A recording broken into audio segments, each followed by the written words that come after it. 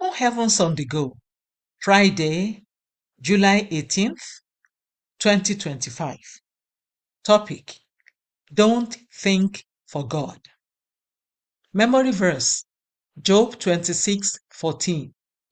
Lo, these are parts of his ways, but how little a portion is heard of him? But the thunder of his power, who can understand? Bible reading: Romans 11:33-36.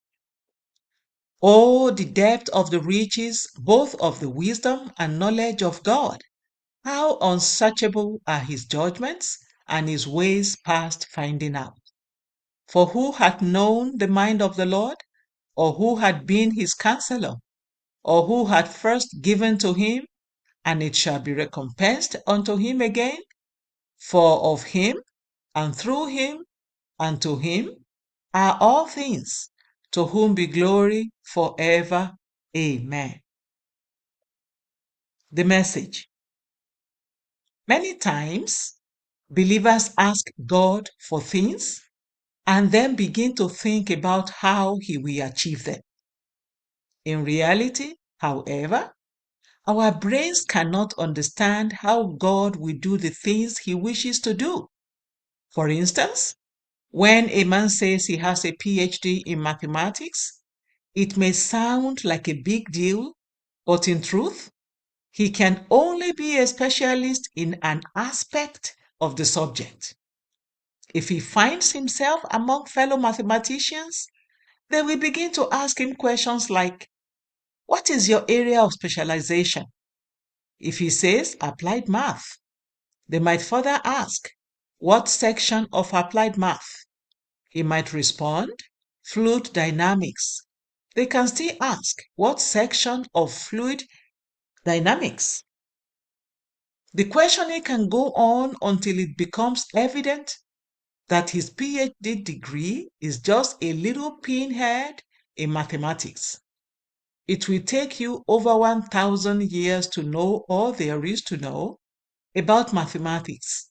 However, God knows all mathematics, physics, chemistry, geography, and all other subjects, including those that are yet to be discovered. You simply can't compare your wisdom and knowledge to his. Why then do believers try to calculate how he will choose to do something? When I became the general overseer of the Redeemed Christian Church of God in 1981, quite a few people in the church thought that my appointment was rigged. They thought that I used my position as a mathematics lecturer to manipulate the general superintendent because he was uneducated.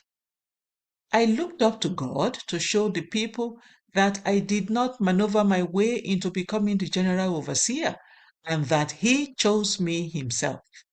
God then began to do something extraordinary. We used to hold monthly seminars for some days, and on the first day of each seminar, a woman would deliver a baby boy in our maternity center. After several months of this happening, it became clear that it was not coincidental, and those with spiritual understanding among us discerned that it was a sign from God confirming that he had chosen me himself. I could never have imagined that God would use this as one of the ways to confirm that he had chosen me. Beloved, when you ask God for something, please don't ever think of how he will do it because it is beyond you. Just ask, obey whatever instructions he gives you, and leave the rest to him. Key point: when you ask God for something, don't think about how he will do it. Only trust and obey him. Bible reading in 1 year: Isaiah 12-14. Hymn for today: All hail the power of Jesus' name. The Open Heavens is written by Pastor E.A. Adeboye, the General Overseer of the Redeemed Christian Church of God.